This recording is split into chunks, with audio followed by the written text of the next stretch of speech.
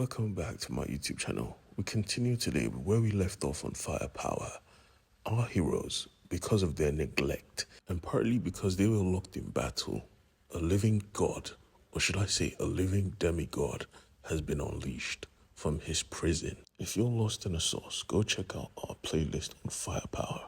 Now, let's get into it, because standing before them was the master of serpents, and I mean that in the most literal sense. Standing in his presence, they felt a pressure unlike anything they have felt until now. All the snakes in the surrounding area creeped and crawled all over his body, forming some type of makeshift armor on his person. Owen was on go. He wanted to attack, but his master said, pause. Let's see how this plays out before we go and die. Because honestly, if they had moved, they would have died, as they were about to see. Because he was unforgiving. Recalling one of his snakes, he looked to Master Fang and asked him, how are you, my disciple? Is the world prepared for my arrival? And Fang said, yes it is. Only one person is left with the firepower. That was his mistake. Because like I said, he was unforgiving. Even one person is a blunder. You do not deserve to live. He fed him a whole ass snake, choked him where he stood. He was out. Instantly, he was killed. After all this, he calmly walked over to Owen's group and said, now, the rest of you here are gathered. Out of fear or cowardice? I don't know. But now it's time for you to join my army, unleashing a flurry of snakes onto our people. But they were quick.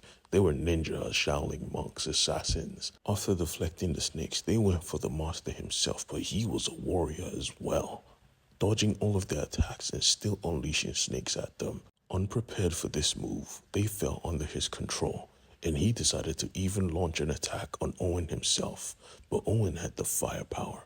He burnt the snake at his grip, but he forgot his master and his friend were already taken. He had to face them too. While this was going on, his wife was about to be taken, but his ex protected his wife while falling herself. As soon as she was bitten, she turned. She went for his wife. She was about to choke her out, but Owen was there to protect her. Keep your hands off my baby girl. Using his firepower and her guns to hold the line. But there was no point. Standing before them was an army of friends, enemies, and a literal demigod. What could they do? The master of snakes was about to finish them, but he stopped because his assassin returned, and she gave him a warning. One of them has the firepower, the male, and he laughed. That was not even a threat.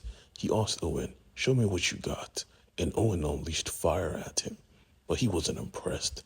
Stretching out his hand, he unleashed a blast of pure heat, strong enough to push Owen and his wife back. He wasn't even bothered. He just simply said, kill them both. I have no need for them in my ranks. His army of zombified soldiers attacked, ready for the kill. But Owen had the firepower, blasting everyone back and finding an escape route to escape. The master of snakes, though, he had other plans because he had to awaken a friend. Coming to the sacred chamber, he said, arise, punching the floor with all of his strength, unleashing an explosion so great it could be seen from the shores of this island. This distracted Owen for a second, and he lost his wife to his master, but thankfully the explosion was so strong it destabilized the ground below. They had to leave here. They had to go to their family. But the thing was, the family was already here. Owen's wife went crazy. How dare you bring my family here? But in Reggie's defense, he was told this place was safe. And honestly, the assassin was causing trouble for them. They had to find somewhere safe. But she simply gestured to her back. This place is not safe, not even in the slightest. Reggie was lost for words, but there was no point in arguing. They had to run. They were being chased down by ninja, Shaolin, assassin zombies. Jesus Christ. Thankfully, the explosion kept coming. They had the opportunity because the ground was constantly being shaken up. They ran, but they were being chased by ninja, zombie, assassins. They could not escape, especially not from the master himself. Owen tried to hold him at bay, but he was the master. He had years of training over Owen. But thankfully, Owen had the firepower, and so did his daughter, because she simply just gripped the snake on his neck and burnt that shit alive. I mean, shorty cooked it on the spot. The master apologized after being free. He couldn't even control his thoughts. That being said, he looked at Owen and asked him, "Do you think the dragon is alive?" Owen was pissed off. "You were in the cave with me. We didn't see any dragons." But again, wrong time and place, because they forgot they were being chased by multiple masters in the martial arts.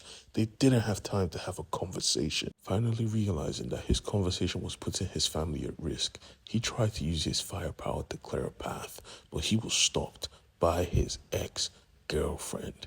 She looked at him and tried to taunt him, but her mistake was thinking Owen wasn't on go. He wasn't even waiting for the punchline.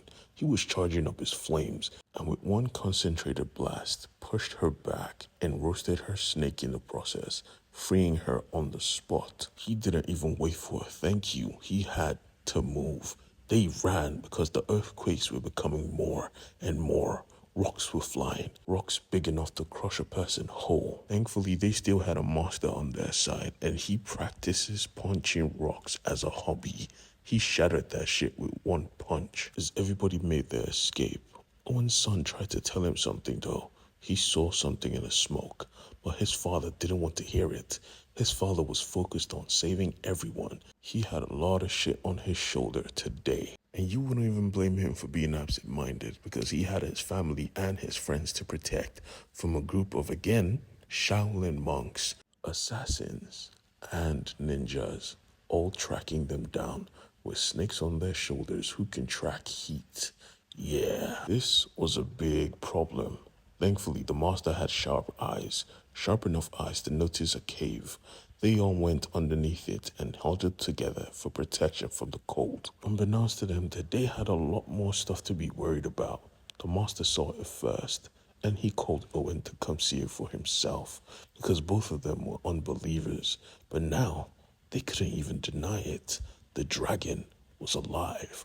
The dragon was right in front of them, and on its absolutely massive head stood the commander, the master of serpents, saying, "This is a beautiful day to start a new age. Now you will bow to me. We have both been freed from our binds. Now it's time to remind the world of our presence. Now it is time to conquer."